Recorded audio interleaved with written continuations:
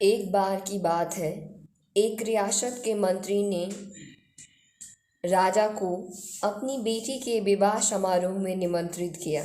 राजा जब अपने परिवार के साथ विवाह समारोह में पहुंचा, तो मंत्री ने उन्हें सम्मानपूर्वक विशिष्ट आसन पर बिठाने ले गए।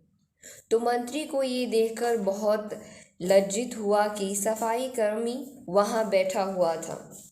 उसने सफाई कर्मी को सभी के सामने वहाँ से उठाकर फेंका और उसे बहुत डांटा। सफाई कर्मी बहुत अपमानित महसूस किया और बदला लेने की योजना बनाने लगा। अगले दिन जब वो राजा का कक्ष साफ कर रहा था, तभी वो जानबूझकर बड़बड़ाया, अरे राजा कितने नादान हैं। उन्हें ये भी पता नहीं कि रानी और मंत्री के बीच क्या चल रहा है। राजा आधी नींद में था। ये क्या बकवास कर रहे हो? उसने पूछा। महाराज, मैं पूरी रात सो नहीं पाया, मैं तो नींद में बड़बड़ा रहा था, सफाई कर्मी जवाब में बोला। हालांकि उसकी बात सुनकर राजा के मन में संदेह के बीज पड़ गए थे। राजा अब मंत्री से चिढ़ने लगा और समय समय पर अपमानित करने लगा। एक दिन द्वारपालों से यहाँ तक कह दिया कि वे मंत्री को महल में घुसने न दें। मंत्री राजा के व्यवहार से बहुत चकित था। उसे कुछ समझ नहीं आ रहा था, लेकिन कुछ विचार करने के बाद ये बात समझ में आई कि सफाई कर्मी ही इसके लिए जिम्मेवार हो सकता है। मैंने उसका अपमान किया था और उसी का उसने बदला लिया है।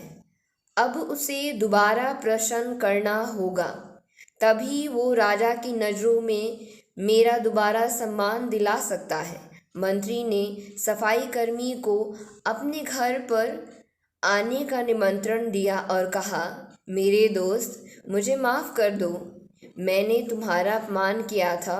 मुझे अपनी गलती का एहसास हो गया है।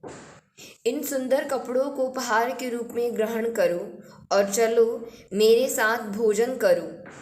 सफाई कर्मी बहुत प्रसन्न हुआ। वो सोचने लगा, मंत्री तो अच्छा आदमी है, मैंने ही उस दिन गलती कर दी थी।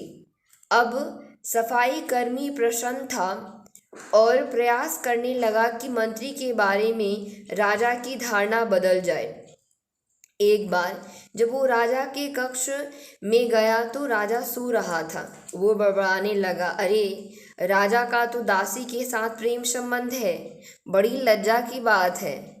राजा ने उसका बड़बड़ाना सुना तो उठकर बैठ गया और सफाई कर्मी को बहुत डांटा।